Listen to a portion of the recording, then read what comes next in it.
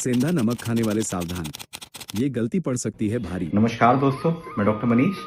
आज हम बात करेंगे सेंधा नमक, पिंक सॉल्ट और जिसको हम रॉक सॉल्ट के नाम से भी जानते हैं। कई लोगों ने स्वास्थ्य के लाभ के अनुसार अपने घर का नमक कई हद तक परिवर्तित कर दिया।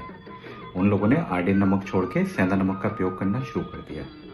उनको ऐसा लगता है कि अगर सेंधा नमक खाएंगे तो उनको स्वास्थ्य संबंधी लाभ काफी हद तक देखने के लिए मिलेंगे।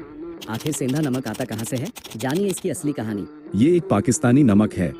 इसका सबसे ज्यादा उत्पादन पंजाब रीजन पाकिस्तान में होता है, जिसमें केवला जो सॉल्ट माइन है वहां से इसका 99% जो भारत के अंदर मौजूद है वो सारा का सारा सेंधा नमक या रॉक सॉल्ट पाकिस्तान से ही आता है।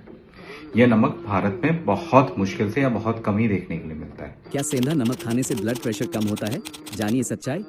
मूलतः ब्लड प्रेशर एक ही चीज पर निर्भर करता है कि आप अपने खाने में नमक की मात्रा कितनी है।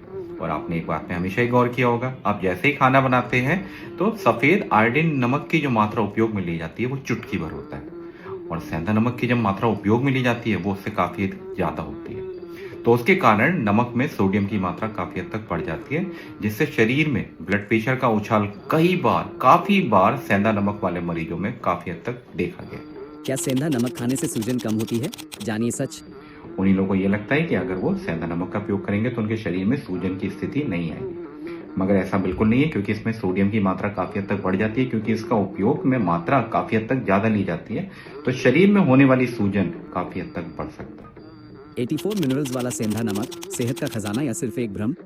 अब आपने एक बात पे हमेशा गौर किया होगा, जब भी सेंधा नमक का प्रचार होता है तो इसमें हमेशा बोला जाता है कि इसमें 84 अलग अलग मिनरल्स देखने के लिए मिलते हैं। सेंधा नमक में 84 मिनरल्स मिल तो रहे हैं, मगर उनकी मात्रा इतनी कम है कि वो आपको कोई भी स्वास्थ्य संबंधी लाभ नहीं दे सकते।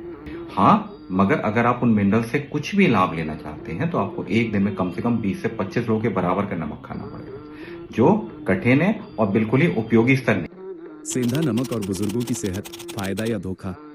और खासकर वो बुजुर्ग अगर वो सेंधा नमक का उपयोग कर रहे हैं तो तुरंत बंद कर दीजिए, क्योंकि मैंने जैसे शुरुआत में बताया इसमें सोडियम की मात्रा कुछ हद तक कम होती है। अगर उनकी खाने की मात्रा कम रहेगी तो शरीर में सोडियम का स्तर काफी हद तक कम होने की संभावनाएं बढ़ जाएंगी, जिससे चाल में लड़खड़ाहट, बेहोशी आना या फिर सीधा कोमा में जाने की संभावनाएं काफी हद तक बढ़ जाती है।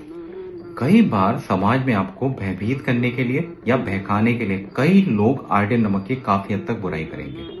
अगर आपके खाने में आयोडीन की मात्रा कम रहेगी तो हो सकता है बच्चे के मानसिक विकास में फर्क आए, हो सकता है प्रेगनेंसी में कॉम्प्लिकेशंस होने लगे, और हो सकता है कि आपको थायराइड की या फिर घेंगा रोग या गोइटर की संभावनाएं काफी हद तक बढ़ जाए।